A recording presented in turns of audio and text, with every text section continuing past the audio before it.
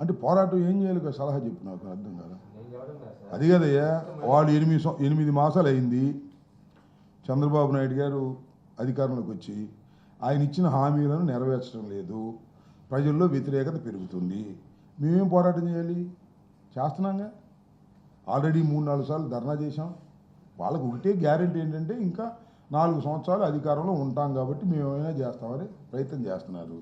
మేము అసలు మా జగన్మోహన్ రెడ్డి గారు డే 1 నుంచి పోరాటాలే. ఇప్పుడు 3 ధర్నాలు చేశాం. ఇప్పటికి 9 మాసాలు కాలా, ఇంకా కంప్లీట్ కాలా, ఇంకా మేము ఓటర్ నుంచి బయటికే రాలా. ఇప్పుడు 3 సార్లు కలెక్టరేట్కి వెళ్ళి రిప్రజెంట్ చేసాం. మన కరెంటు ఛార్జీల మీద కరెంట్ ఆఫీస్ దగ్గర ధర్నా చేసాం. మళ్ళీ ఫీజు రీయింబర్స్మెంట్ మీద ధర్నా వాయిదా వేస్తూ వచ్చాం. ఎమ్మెల్సీ కోడ్ ఉండటం వల్ల పోరాటాలు చేయటంలో వెనుకాడే ప్రశ్న లేదు. పోరాటాలు చేస్తాం, ప్రజల్ని చైతన్యపరుస్తాం, ప్రజలు వాటిని తెలుసుకుంటారు. ప్రజలు పోరాటాల్లోకి వచ్చి పాల్గొకపోవచ్చు, అది వేరే విషయం. ఇంకా టైం పడుతుంది పోరాటాల్లోకి వచ్చి చేసేదానికి. చంద్రబాబు ఏమో భయపెట్టేస్తున్నాడు, అరెస్టులతో అక్రమాలతో భయపెట్టేస్తున్నాడు. చంద్రబాబు నాయుడు గారు అక్రమ అరెస్టులు చేసేస్తున్నాడు, సోషల్ మీడియా వాళ్ళని అరెస్ట్ చేసేస్తున్నాడు. 2 నెలలు, 3 నెలలు, 4 నెలలు. నాకు అర్థం కాల, మర్డర్ కేసులోనే 2 నెలలకి 3 నెలలకి బెయిల్ వస్తుంది. సోషల్ మీడియాలో 3 నెలల దాకా బెయిల్ రావట్లా. అంత పకడ్బందీగా పోలీస్ వ్యవస్థను వాడుతున్నాడు ఆయన. దుర్మార్గంగా వ్యవహరిస్తున్నాడు. పెద్ద పెద్ద లాయర్లు పెడుతున్నాడు. సుప్రీంకోర్టులో అసలు పెద్ద లాయర్లు పెట్టి సోషల్ మీడియాలో వాళ్ళకి రాకోకుండా, మా మీద కేసులు పెట్టిన వాళ్ళకి బెయిల్ రాకోకుండా వచ్చే విధంగా ఆయన మొత్తం పవర్నంతా ఉపయోగిస్తున్నాడు. ఎంతో కాలం కొనసాగదు, కొంతకాలం కొనసాగిద్ది తప్ప కలకాలం అది కొనసాగదనే విషయం ప్రజలకు తెలుసు, చంద్రబాబుకు తెలుసు. చూద్దాం ఏం జరిగిద్దాం. ఇప్పుడు నిన్న ఏంటి,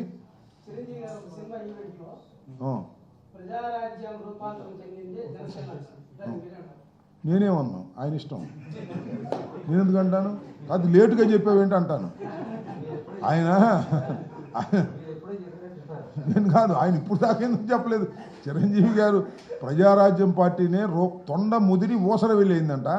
అలాగే ప్రజారాజ్యం పార్టీ రూపాంతరం చెంది జనసేన అయిందనే విషయం ఇప్పుడు దాకా ఎందుకు చెప్పలేదు అన్నా నేను. అది నా బాధ. మంచిదే అన్నా తమ్ములు. అయితే రూపాంతరం చెంది ఇలా మారింది కానీ పాపం చిరంజీవి గారు నాకు కూడా బాగా తెలుసు. చాలా మంచివాడు, సౌమ్యుడు, ఒక విధంగా రాజకీయాలకు పెద్దగా పనికొచ్చే వ్యక్తి కాదు. దాని పేరు ప్రజారాజ్యం పార్టీ ముదిరి కాంగ్రెస్లో కలిసింది. ఈ జనసేన కూడా ముదిరి బీజేపీలో కలిసిద్దేమో, జాగ్రత్త పడమన్నా. దీన్ని కూడా అలా దీన్ని విలీనం చేసేస్తాడా? అన్నేమో కాంగ్రెస్లో విలీనం చేశాడు, తమ్ముడు బీజేపీలో విలీనం చేస్తాడా అనే సంకేతాలు కనిపిస్తున్నాయని చెప్పే మాట ప్రకారం చిరంజీవి గారు ఏమన్నాడు? ఇది మారి అదేయింది అన్నాడు. ప్రజారాజ్యం మారి జనసేన కాలేదు, ప్రజారాజ్యం మారి కాంగ్రెస్ అయ్యింది, కాంగ్రెస్లో కేంద్ర మంత్రి అయ్యాడు.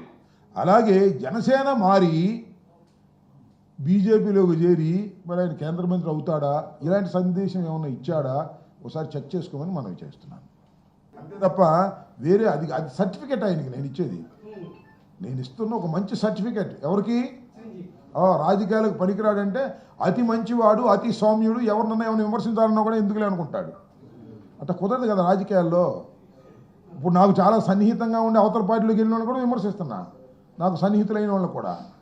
అట్లా పార్టీ స్టాండ్ కాబట్టి అలాంటి స్టాండ్ పాపం ఆయన తీసుకోలేడు. అందువల్ల తీసుకెళ్ళి శుభ్రంగా ఢిల్లీ కోటకు అప్పచెప్పాడు కాంగ్రెస్కి. ఎవరిని అడుగుతున్నా? నన్ను. ఆయన అడుగు. అవును, ఆయన ఇప్పుడు జనసేనలో ఉన్నట్టుగా అర్థం అవుతుంది నువ్వు చెప్పే లెక్క ప్రకారం. ఇది ముదిరి అది తొండ ముదిరి ఓసర వెళ్ళి అయింది అన్నట్టుగా ఇది ముదిరి అది అయిందంటే ఏదో. Okay, thank you.